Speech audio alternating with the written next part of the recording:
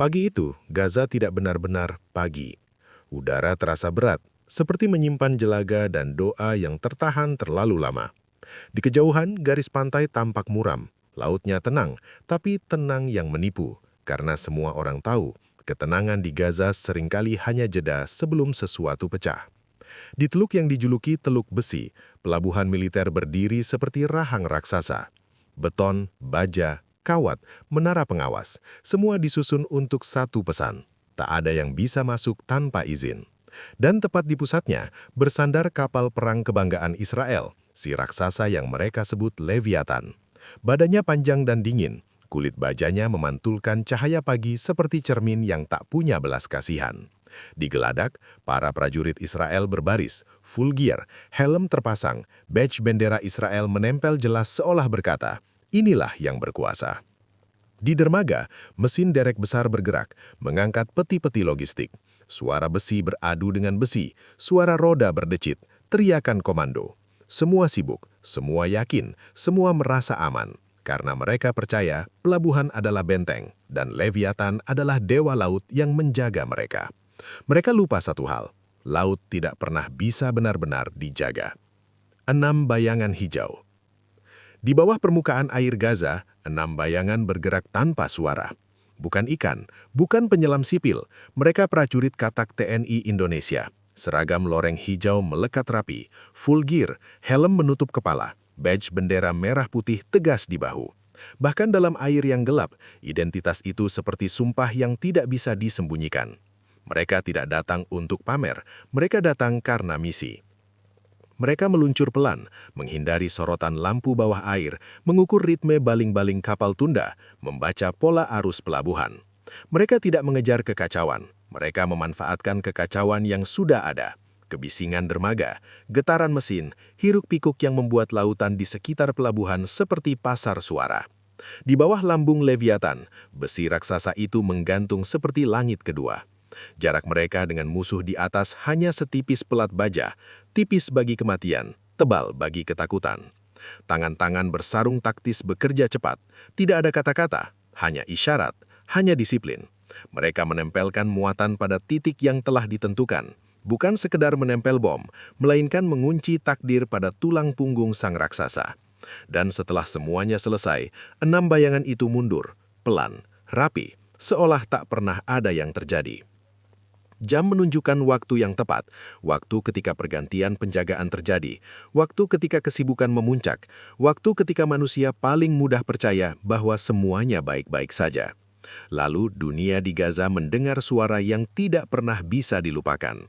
Ledakan dari bawah air mengguncang teluk, air laut menyembur tinggi, seolah dasar laut melemparkan amarahnya ke langit.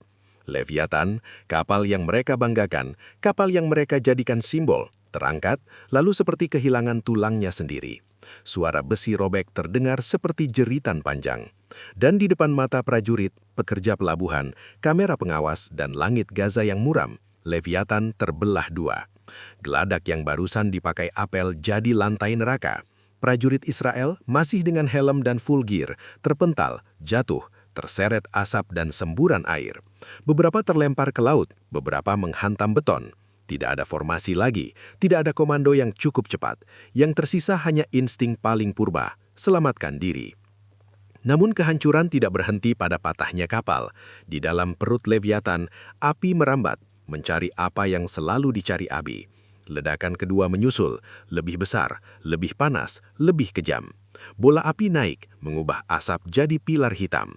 Gaza yang sudah terbiasa melihat langitnya terbakar, kali ini melihat sesuatu yang berbeda. Pembakaran yang melahap kebanggaan musuh.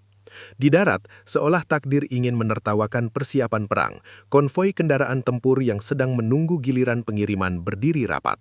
75 tank berbaris seperti pameran kekuatan. Awak Israel yang mengawasi mereka masih sempat menoleh ketika serpihan panas dari ledakan kapal meluncur liar. Satu hantaman, lalu dua, lalu suara ledakan yang merambat seperti domino yang jatuh tanpa bisa dihentikan.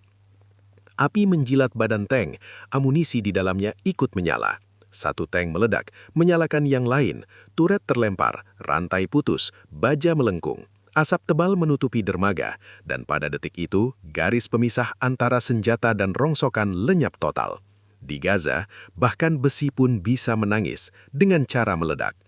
Tidak jauh dari titik kehancuran, ada gudang tua berpagar, tempat yang tidak pernah muncul di brosur militer, tempat yang namanya tidak disebut dalam konferensi pers. Di sana, 300 tawanan ditahan. Mereka menunggu nasib tanpa jadwal pasti, menunggu keputusan yang selalu datang dari moncong senjata. Guncangan ledakan membuat dinding sisi gudang retak, debu turun seperti hujan. Beberapa penjaga Israel, full gear dan helm masih terlekat, terpental atau lari, terseret kepanikan yang lebih besar dari aturan. Dan untuk pertama kalinya, di tengah kebisingan pelabuhan yang terbakar, para tawanan mendengar sesuatu yang jarang mereka dengar. Kesempatan. Mereka bergerak bersama, bukan rapi seperti tentara, tapi kompak seperti manusia yang terlalu lama ditahan. Mereka mendorong reruntuhan, mengangkat yang lemah, meraih pintu yang setengah terbuka. Di luar, dunia masih neraka, namun neraka kadang punya celah. Dengan senjata yang direbut dari pos yang ditinggalkan, mereka menerobos. Beberapa naik ke truk logistik yang mesinnya masih menyala. Beberapa menutup wajah dari asap, tapi tidak menutup mata dari harapan. Dan ketika konvoi truk itu melaju meninggalkan pelabuhan Gaza, di belakang mereka Leviathan masih terbakar, seperti mercusuar terbalik yang menandai runtuhnya kesombongan. Menjelang siang, teluk besi terubah menjadi kuburan. Dua bagian Leviathan menyembul seperti nisan raksasa. Minyak menyebar di permukaan air, menghitamkan laut Gaza. Kapal-kapal kecil tak berani mendekat.